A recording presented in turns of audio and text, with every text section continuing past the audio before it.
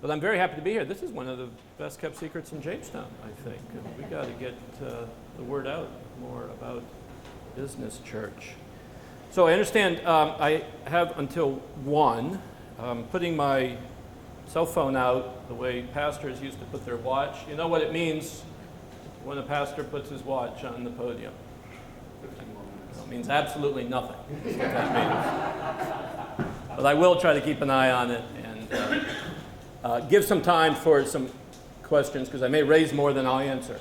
But I am a pastor. That's my job, if you will, my calling.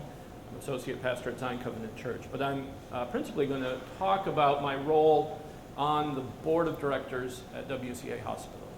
Our community, I think, in fact, I believe it to be the case that all not-for-profit hospitals, which by definition hospitals in New York State are headed by volunteer boards.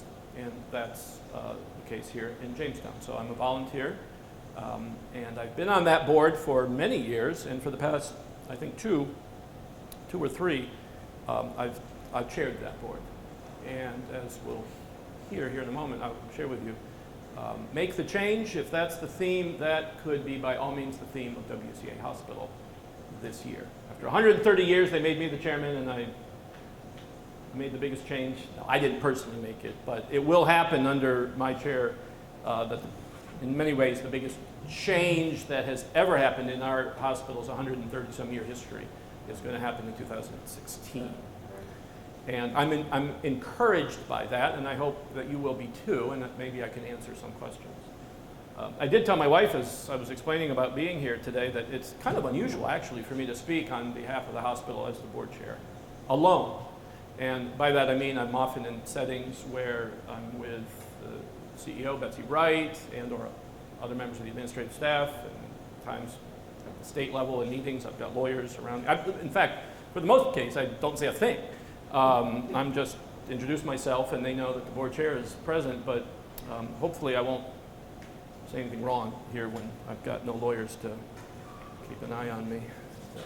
Well, healthcare is changing. I don't think any of us are unfamiliar with that. In 2010, what's become known as Obamacare was passed, and I am by no means qualified to weigh in adequately on that. Except to say it is a hugely complex piece of legislation. I'm not even sure what it means to recall, or whatever the term is used, Obamacare. I mean, the train's out of the station. Any number of changes might be made and should be made, perhaps, in terms of the direction of healthcare in the United States, but the fact is that the changes are happening, and they're largely being driven by, at the macro level, the reality is that we pay a lot nationally for health care, and at least by some measures aren't getting our money's worth. And that, combined with the fact that there are many uninsured people in our nation, has created an environment which is really not sustainable or adequate. So we're all familiar with at least the phrase Obamacare, and I'm only mentioning it at the outset to say that there are all kinds of pressures on healthcare across the country. And what's happening in our own community is not unlike what's happening in many other places in the nation. But again, my hope is that by the time I'm done, that you'll share a kind of encouragement and even an excitement about the way we're handling these changes. Broadly speaking, the nature of healthcare in America is intending to, one organization calls it the triple aim, and that is to improve quality and patient satisfaction, the experience of going to the hospital. And as I said before we got going this afternoon, one of the roles, I think, of the board chair is, once people know that, and that's fine, I accept the fact that then I usually am offered that person's most recent experience going, say, to the emergency room, and I empathize. Occasionally, they have glowing reports, and sometimes not so much. We want high-quality, well-delivered health care. Who doesn't?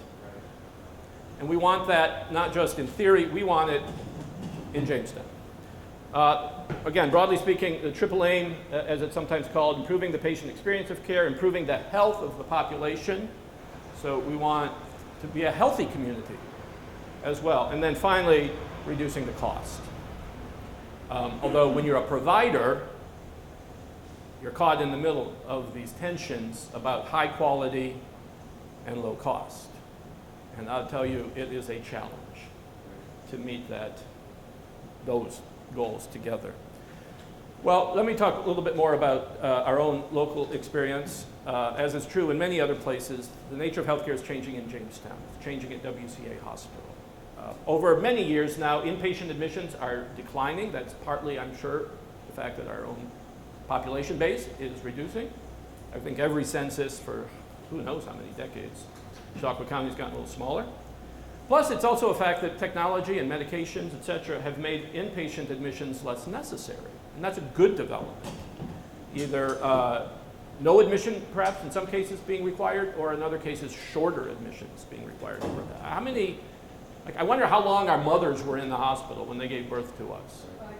5 days. 5 days, yeah. And today, you know, it's drive-by, you know. I mean, that's the nature. What's just one example of the changes in the way healthcare is delivered. But it's had the effect of reducing inpatient admissions. That's just a fact. And of course, any business with a service line that's seeing a change occurring has got to adapt to that reality. One of the complexities, by the way, I might as well introduce this fact right now, is that really healthcare is, I'm not a business person, I'm a pastor. But I think I can say this, is that healthcare is unlike really any other industry. If you imagine, and I know maybe by definition all of you are business folks, but if you were operating in a business where you were obliged to provide a service, okay, well that's fair, you're in business to do that.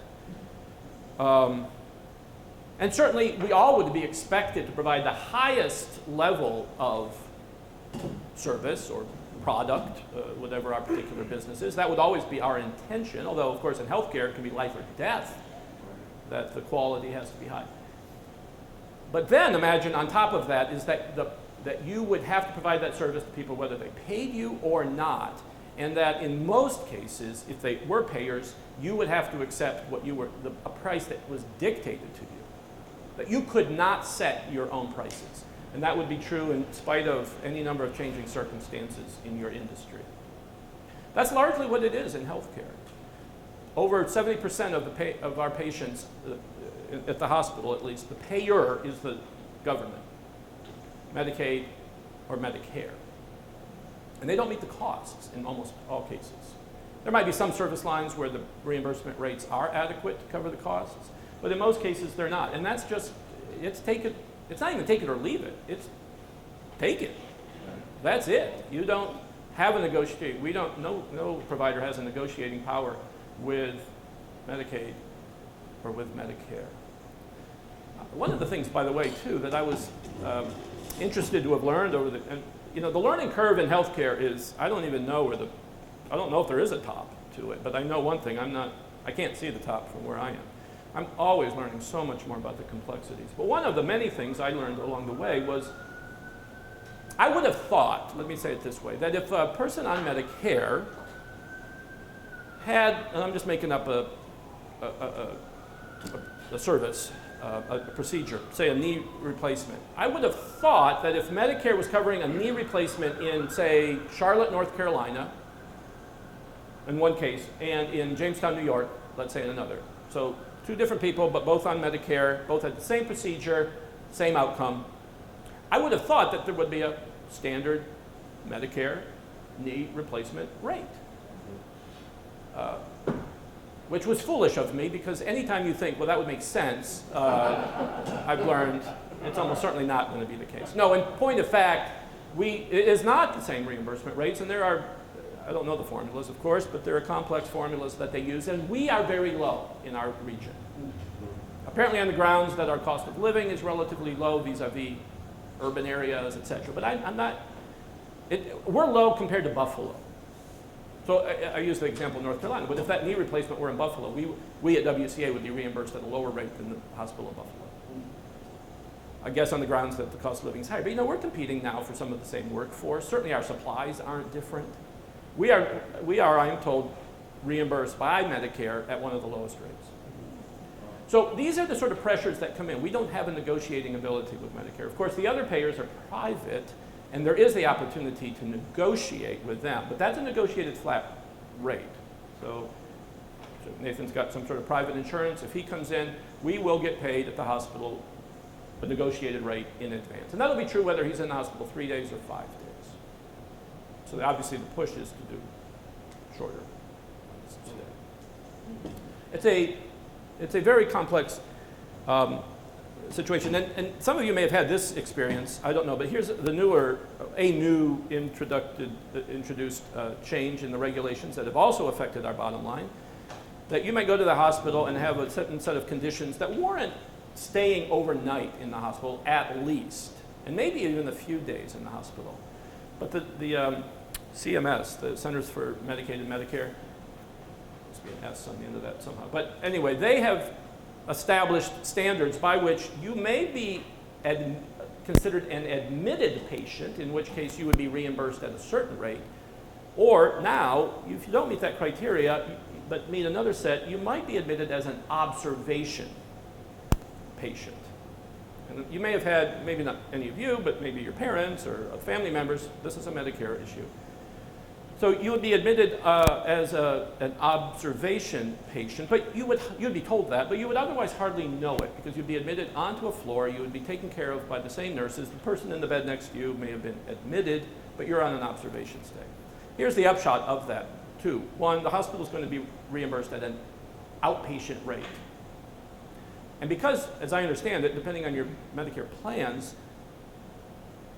outpatient, you might have a payment, you might have a deductible or something on your outpatient. And you're going to get a letter from the hospital saying, here's the bill for your outpatient services. They started on Tuesday and they ended on Thursday in the hospital, but it was an outpatient. And people are understandably calling back and saying, have you lost your mind? And we say, well, it was explained to you that you were being admitted on an observation status, and it was formally, by the definitions of the federal government, an outpatient level of care. But of course, nobody hears that when you're at the emergency room. You're in pain, you're stressed, etc. So this too, that's become a very significant issue, that we have patients in beds today who are considered and being reimbursed at an outpatient rate. I told you that what you thought would make sense often doesn't make sense within healthcare. So we're operating a business under these conditions, and much like your businesses, costs, of course, go up. The need for investment is a constant, and in healthcare, obviously, is always a strong necessity. We all want to have the best care, and sometimes that means the best technology. If you've been in the building at different places, you know, we have a relatively new, and I hope we understand the blessing that kind of state-of-the-art emergency room is. But there are other parts of the plant at WCA that are very old. And generally speaking, the age of plant in the aggregate is quite old. And then there's the other issues in rural areas. It's hard to recruit physicians. By the way, in many cases, I'm told, it's hard to recruit physicians, specialists, et cetera, well, even family physicians, to a more rural area. Not so much because of the doctor's preferences, but their spouses have a hard time moving into rural areas. The doctors can do as much medicine here as they can in any other, they're going to have a full slate of cases to deal with. It's as interesting to them here, et cetera, as it is in other places. There might be other ways in which it's preferable in the city, but the cost of living is low here. They can probably do better financially here. But their spouses often don't know what to do with themselves. And I just mention that because I think as a community, we want to be, in fact, recruitment attempts are mindful of that and try to create opportunities for, typically very well-educated spouses who want to be involved in their own fields. So all of which, and there are other factors, I won't bore you with that, but about 6 years ago, the board of directors at WCA, under our administrative team's leadership, and I can tell you with great confidence that we do have an excellent hospital CEO locally. That's right. I have become increasingly impressed with her skills and her commitment to this community. But we, about 6 years ago, began a process of discerning whether or not we needed to do what many hospitals in the country and across the state in particular are doing, and that is to affiliate with a larger system. Larger systems offer various advantages. They offer access to capital, to invest. There's obviously just the size and the scale makes a difference, and our access to contracts with suppliers, even contracting with private insurance companies becomes better. Recruitment of physicians becomes easier when you're with a large system.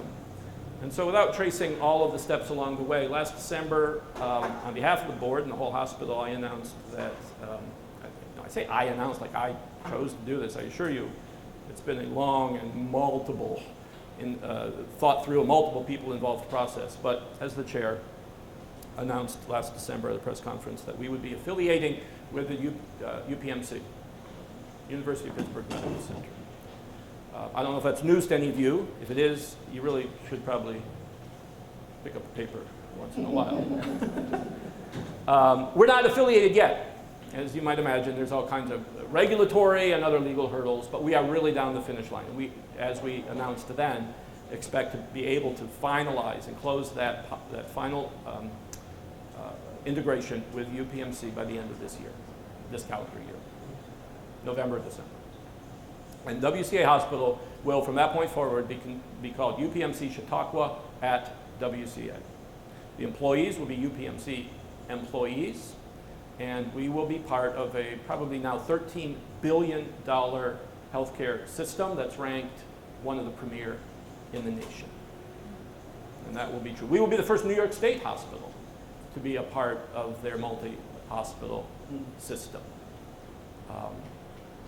Pick up U.S. News and World Report, and you'll find UPMC at the top of the nation's lists in many areas of specialty. They have money, they have technology, they are a not-for-profit, but unlike not-for-profits in New York State, which we managed in the last couple of years to come out in the black, barely, but the slimmest margins. There's $100 million in businesses, with maybe $1 million. $1 million in the black is a good year, quite a good year. And unfortunately, we've had several that have not been in the black. They're a $13 billion operation. I don't know how that's measured, but in any event, they know how to do it. I don't know how else to say it.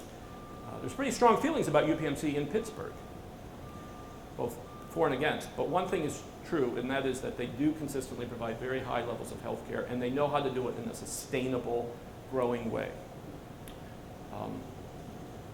We also, in addition to just their strengths, we also included in our decision-making the fact that when people need to be referred to a higher level of care, and people will still be able to go to Buffalo, patient decision rather, and insurance will determine where treatment is received. So it's not like the door to Buffalo is closed under these conditions. But candidly, it's a lot easier to get to Erie.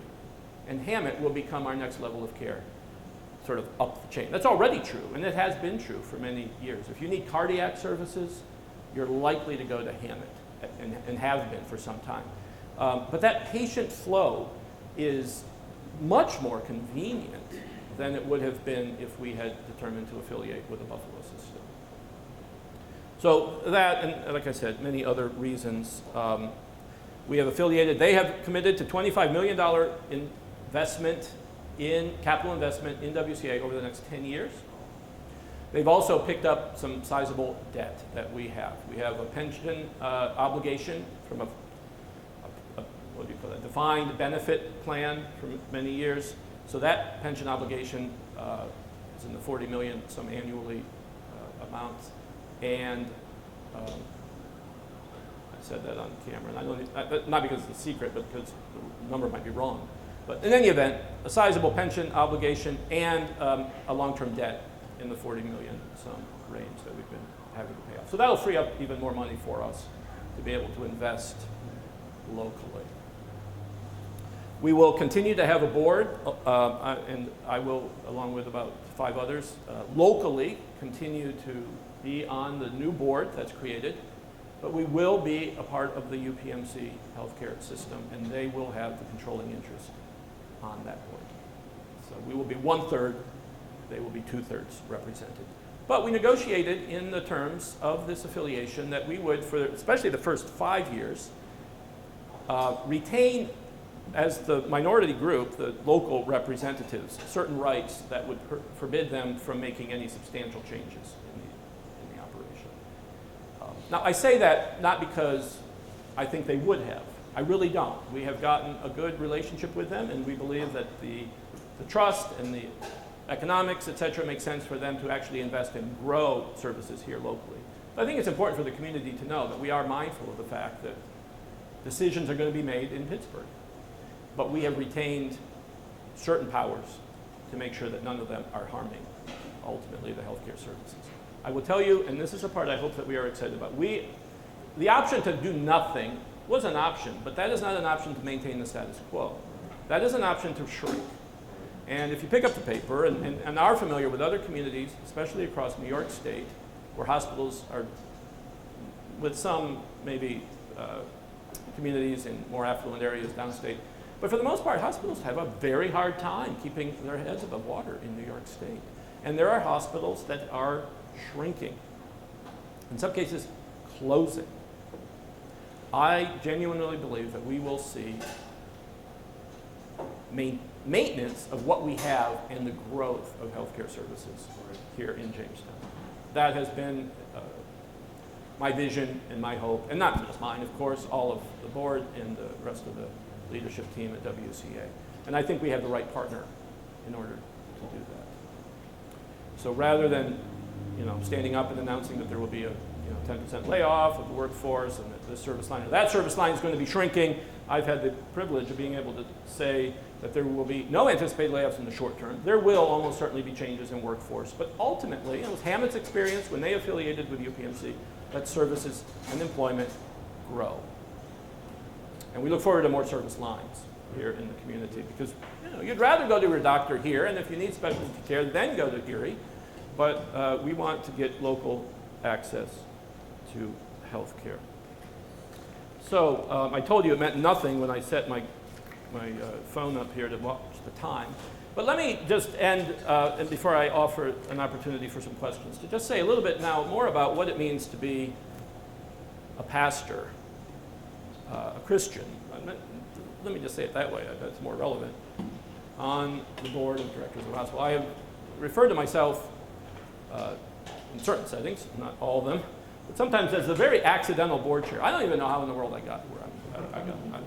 I mean, it's a volunteer position, but it put me in places where I'm like, how in the world? What in the world? And there's a story, I'm sure, behind all, well, there is, of course, behind all of that, but I accept it and enjoy it. But as with any contribution to our community, I think I trust there are reasons for it. And just to share a couple of those very briefly, and it I hope inspires your own obvious investments in this community. One of the reasons to be involved and invested in our community is it's our home. And not only our home, but the home of, look out there. There's 30, whatever the population is now, 30-some thousand people in Jamestown, and I don't know, what are we in Chautauqua County, please? Maybe 100? Okay. So we got 100,000 people who depend, in this case, on that hospital. And by the way, I will tell you, and I know the internet, but I know that it's in some cases not what it ought to be. I mean, there's nobody at the hospital that would say, we nailed it every time. We need to do better in some areas. That said, actually, we do quite well in other areas and at other times, and that is sometimes overlooked. But we want and expect the highest level of health care in Jamestown because people depend on it.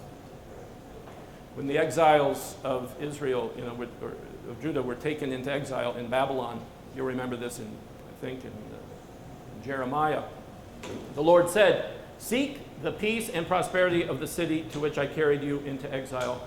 Pray to the Lord for it, because if it prospers, you too will prosper." It is a kind of I think it's not wrong to say it's a kingdom issue to invest in the infrastructure and the institutions of our own community, because we and other people depend on it. Today, somebody is going to be taken into that emergency room in a life or death situation, and it matters that we have a new emergency room there. It matters that we have expectations that their quality of care is going to be great. It matters that we have access to other levels of care. And by all means, it matters that we've got the financial stability to be able to maintain that next year and the year after and 5 years and 10 years down the road. So it's a way of caring for others. Scripture tells us it is also involvement in the community for the benefit, the community, the common good of a community is a witness to others. And I could read Scripture. I know we're running out of time. It even, according to Paul, writing to Timothy, it advances the gospel. Paul says to pray for those in authority, that we may live peaceful and quiet lives in all godliness and holiness. This is good and pleases God our Savior, who wants all people to be saved and to come to a knowledge of the truth. Stability is good for the gospel. Some people come to Christ through chaos, I grant you. But ultimately, it is stability which provides an environment in which the gospel can be forwarded and deepened.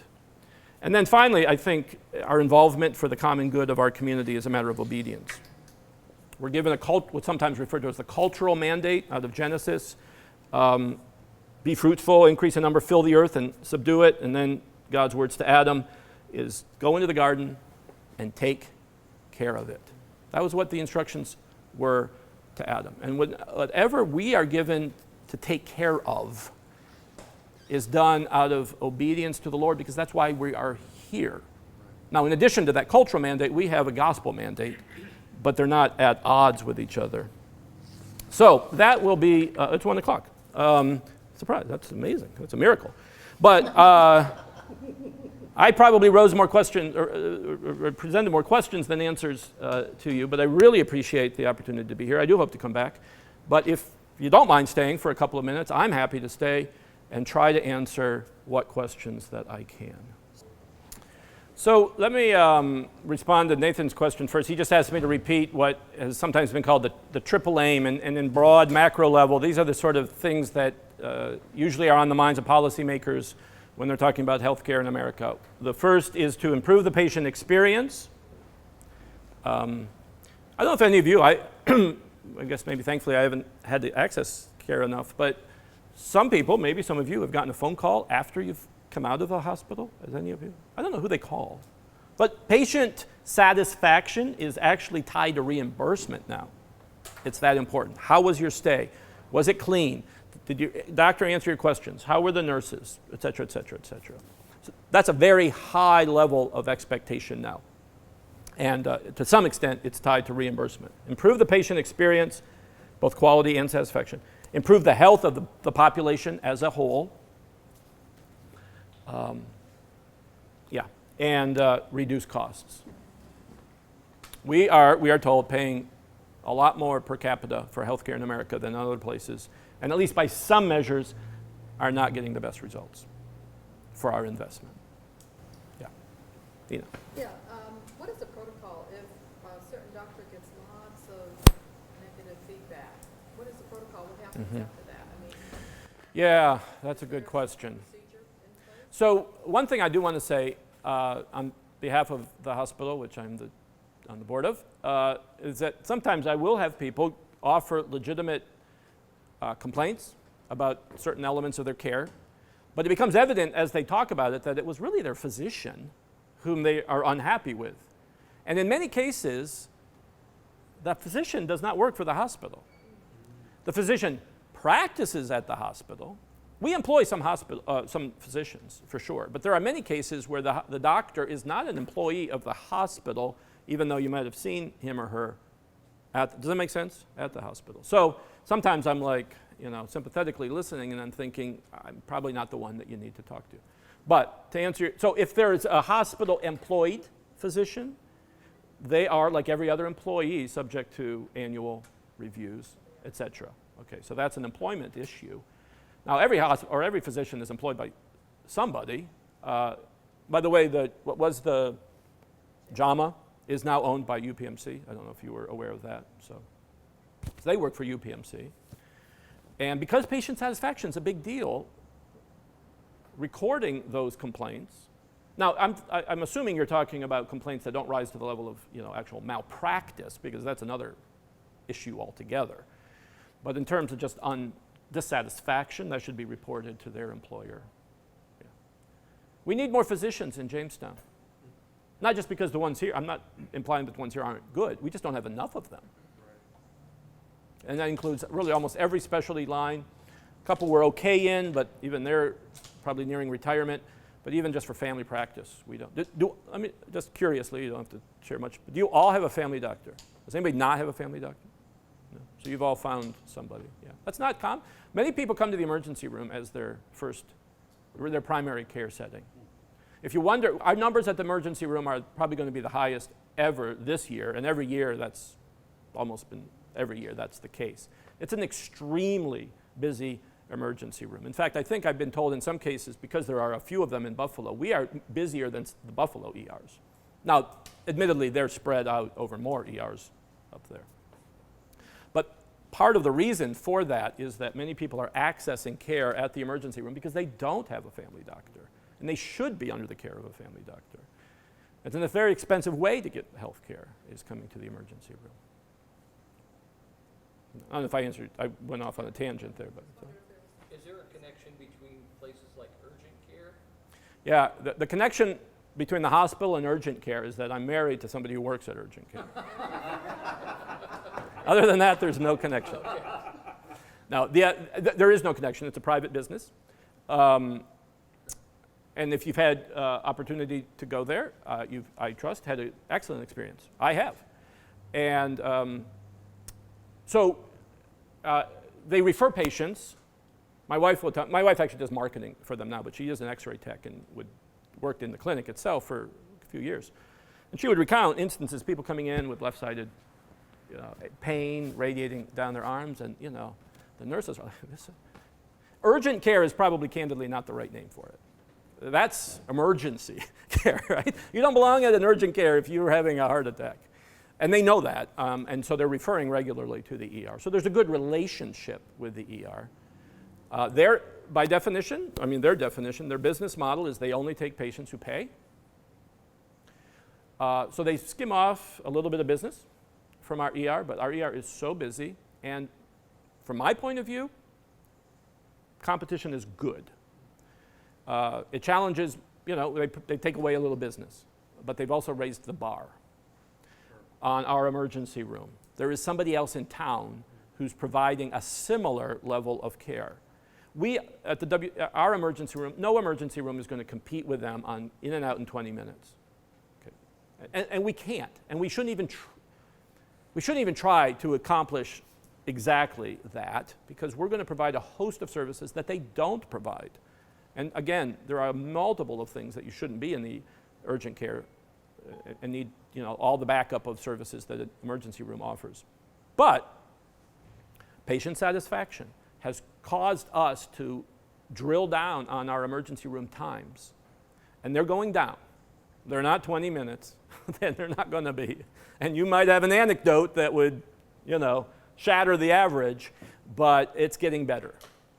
It's getting better. Right now, I just want to tell you this, and you appreciate this as business people, because a hospital is a business. We're having a very hard time keeping a full nursing, whatever I want to say. We don't have enough nurses. If we had more nurses, we would open more units. And as it is right now, because of some of the shortages, we're actually having patients boarded in the emergency room in some cases for a day or two. Now, if you've been in the emergency room, though, if you'd have been, and I'm sure you remember, I used to actually work in the old emergency room, that would have been, like being on a MASH unit for 2 days. Candidly, being in the emergency room now, I'm not sure I wouldn't prefer that to going upstairs. Yeah, your own room, TV's free, and, et cetera. But obviously, it's gumming up the system. And it's gumming up the system because we just simply cannot recruit enough staff to open the units that we need upstairs. And we're trying. If you know of an RN, there are signing bonuses now to get RNs on the staff. Yeah, we'll go there and then there. Do you look at the hospitals in Buffalo and say Rochester as complementary and as partners, or as competition? Yeah, I think, there was a phrase that somebody once used in my hearing, co-opetition or something like that. It's kind of both. So by all means, we have great relationships with them because we are not going to become the Gates Vascular Institute, for strokes. There are levels of care in those places that we definitely need to and will continue to refer to. So in the most instances, it's a cooperative relationship. And they want a cooperative relationship with us because they want referrals. It's part of their business model. They need that. So they want a cooperative version. That said, we are now, or soon to be, affiliated with a very large organization that in some ways will be competing for patients with Buffalo. So every heart patient that does not go to Erie and becomes a part of that treatment system is almost certainly going to go to Buffalo. So on that score, it's competition. And I think that's going to work to our advantage. Because as our service lines, let me just say as an example, if our cardiologists retire, almost certainly if Kaleida can come up with a cardiologist, they'll plant them here immediately. But I think what UPMC would want to do is to get that cardiology services maintained here so that we don't have those gaps in care, because they're competing. And to compete, you got to keep your level high. So I think that's going to work in our advantage ultimately.